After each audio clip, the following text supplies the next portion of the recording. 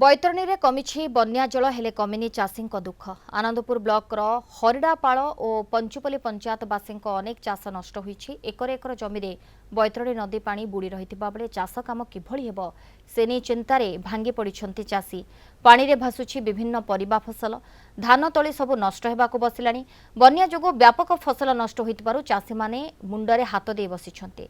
गोटिए बन्यार दुख न जाउनु आउ एक बन्या सेमानकर अंटा भांगी दैछि।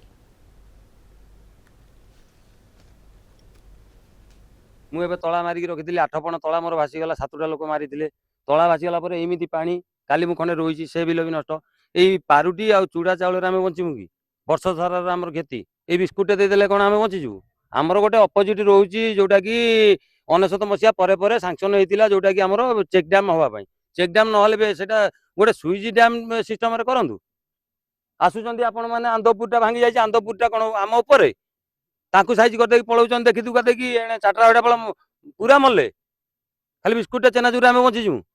आम भी रोजगार कर वर्षकर संपत्ति पलैला आम केमी बचीमु। गाँ टाँगे तो टोटाल आमर जो 150 घर आगे आम सब कार 10 माणे कार 12 माणे मोर तो 5 माणे बिल भासीगला तला सरीगला सब ये नई तो आसिक पचेदेला आठी तो से जो सरकार मैंने आसुँच देखुं चूड़ा गंडे बिस्कुट आणिक दौरान ये लोक खाई बचे धान तो पलैला सब आ कौन बचे सब।